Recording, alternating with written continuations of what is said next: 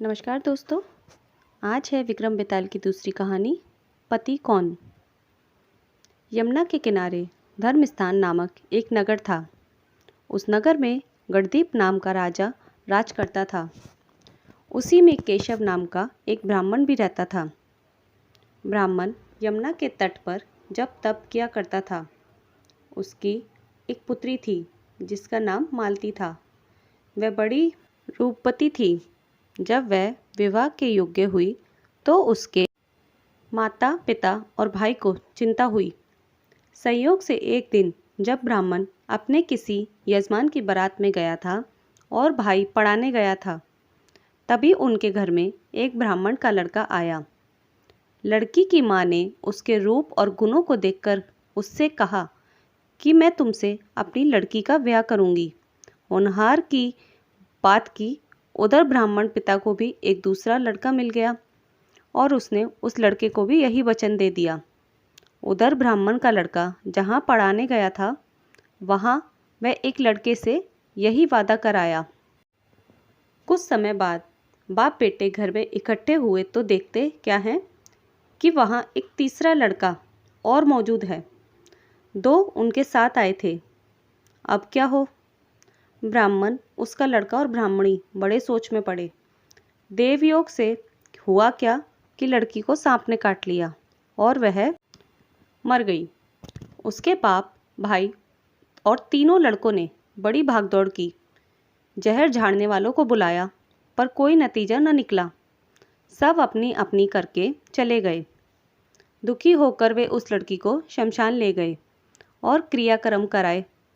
तीनों लड़कों में से एक ने तो उसकी हड्डियां चुन लीं और फकीर बनकर जंगल में चला गया। दूसरे ने राख की गठरी बांधी और वहीं झोपड़ी डालकर रहने लगा। तीसरा योगी होकर देश देश घूमने लगा। एक दिन की बात है, वह तीसरा लड़का घूमते घामते किसी नगर में पहुंचा और एक ब्राह्मणी के घर भोजन करने बैठा। जैसे ही उस घर की ब्राह्मणी भोजन परोसने आई कि उसके छोटे लड़के ने उसका आंचल पकड़ लिया। ब्राह्मणी से अपना आंचल छूटता नहीं था। ब्राह्मण को बड़ा गुस्सा आया। उसने अपने लड़के को झिड़का, मारा, पीटा, फिर भी वह ना माना तो ब्राह्मणी ने उसे उठाकर जलते चूल्हे में पटक दिया। लड़का जलकर राख हो गया। ब्राह्मण बिना भोजन किए ही उठ खड़ा हुआ।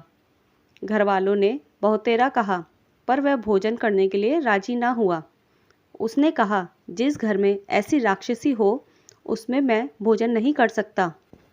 इतना सुनकर वह आदमी भीतर गया और संजीवनी विद्या की पोथी लाकर एक मंत्र पढ़ा। जलकर राख हो चुका लड़का फिर से जीवित हो गया। यह देख ब्राह्मण सोचने लगा कि अगर यह पोथी मेरे हाथ पड़ जाए तो मैं भी उस लड़की को फिर से जिला सकता हूँ।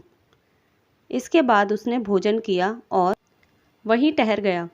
जब रात को सब खा पीकर सो गए तो वह ब्राह्मण चुपचाप वह पोथी लेकर चल दिए। जिस स्थान पर उस लड़की को जलाया गया था वहां जाकर उसने देखा कि दूसरे लड़के वहां बैठे बातें कर रहे हैं।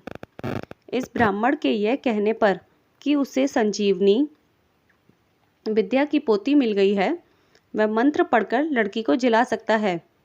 उन दोनों ने हड्डियां और राख निकाली। ब्राह्मण ने जैसे ही मंत्र पढ़ा वह लड़की जी उठी। अब तीनों उसके पीछे आपस में झगड़ने लगे। इतना कहकर बेताल बोला, राजा बताओ कि वह लड़की किसकी स्त्री होनी चाहिए। राजा ने जवाब दिया, जो वहाँ कुटिया बनाकर रहा उसकी। बेताल ने पूछा, क्यों। राजा बोला, जिसने हड्डियाँ रखी वह तो उसके बेटे के बराबर हुआ। जिसने विद्या सीखकर जीवन दान दिया वह बाप के बराबर हुआ। जो राख लेकर रमा रहा वही उसका हकदार है। राजा का यह जवाब सुनकर बेताल फिर पेड़ पर जा लटका। राजा को फिर लौटना पड़ा और जब वह उसे लेकर चला तो बेताल ने तीसरी कहानी सुनाई। इंतजार कीजिए विक्रम बेताल की तीसरी कहानी।